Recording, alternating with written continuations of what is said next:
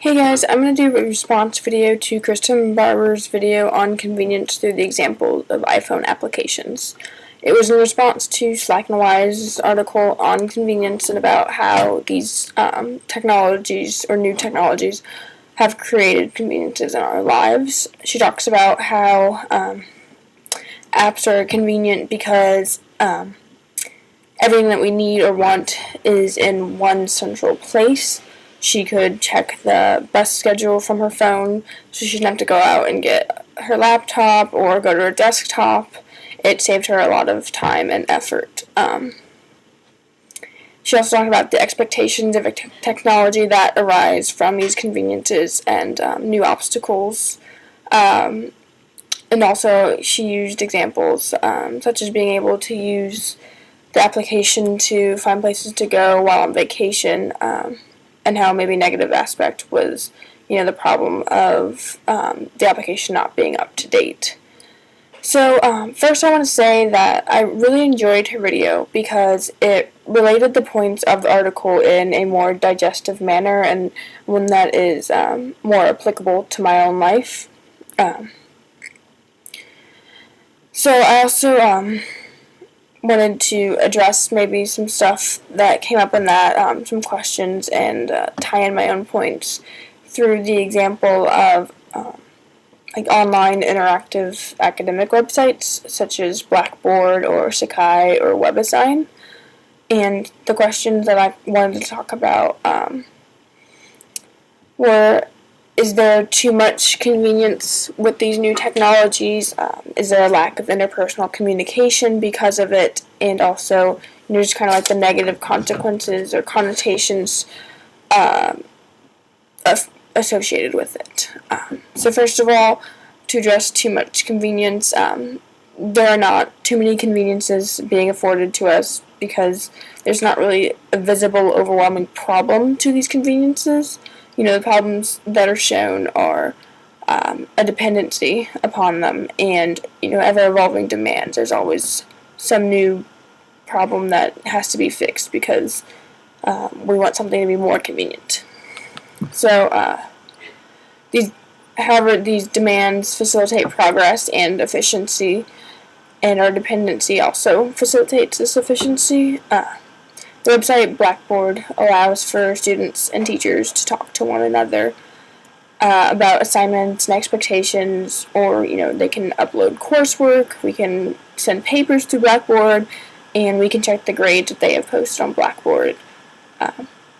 And that way, they can keep their gradebook on there instead of having to keep it, a hard copy written down, even though, most teachers do both, but yeah.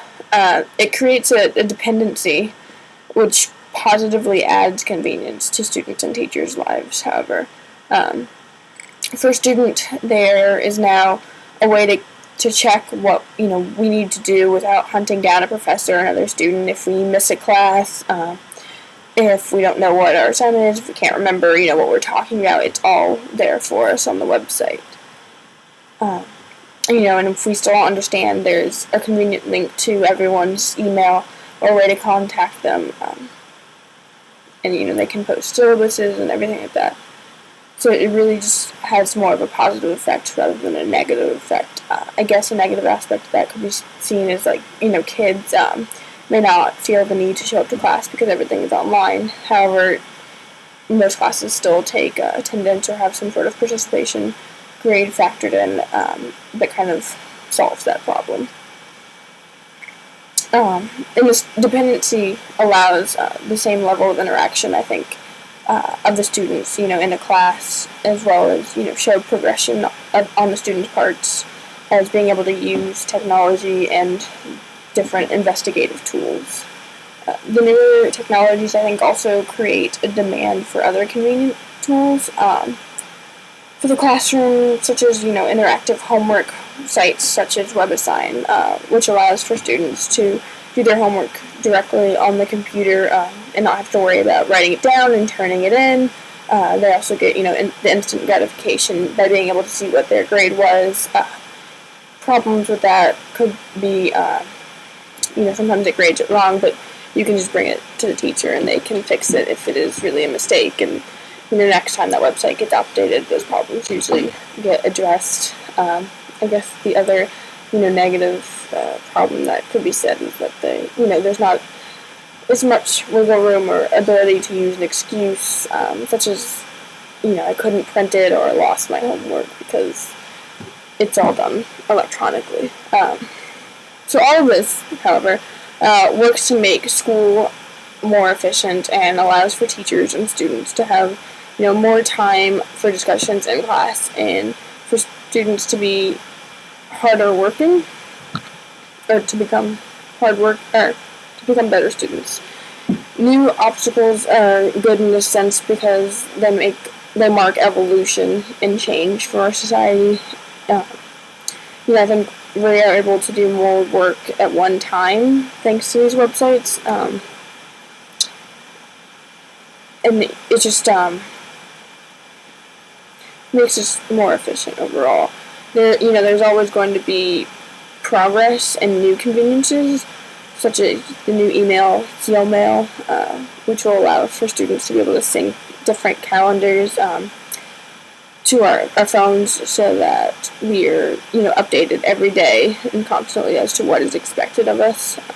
Therefore, it's a technology that is not too much, because it's going to positively affect us as well as teachers, because there's a direct line of communication between them.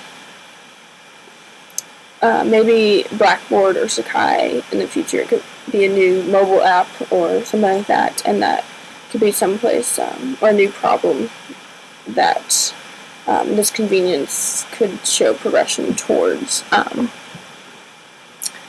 I think the new email system is a step towards that, and this, interactive academic websites such as Blackboard also act as kind of a gateway for new forms of interpersonal communication.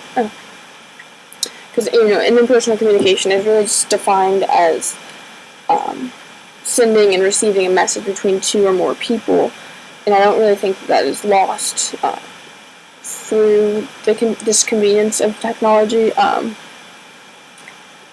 Because on the website we are able to post forum topics, and many teachers require for students to discuss with one another through the forum, and talk about what's being said in class or different points that are being made. And it's a convenient forum that is also always adapting. So progression of this is maybe through how the use of Facebook pages. Now certain classes have Facebook pages for you to post videos on, or different articles that relate to what's being talked about in class, and to kind of encourage students to talk to one another and explain to one another what's going on. And so this marks progression, which couldn't be made unless convenient technologies came first. And that's great because, college students spend a significant amount of time on Facebook already, so making classwork available on the site makes it more convenient for the students, and allows us, I guess, more time to work on class stuff, because it's at it's accessible 24/7. So these conveniences, these academic tools, add outlets of efficiency and create harder working, interactive students. And we have more ways to work on class assignments, because they're now more integrated into our lives, and technologies and the conveniences that they afford us positively impact our lives rather than negatively. So, yeah.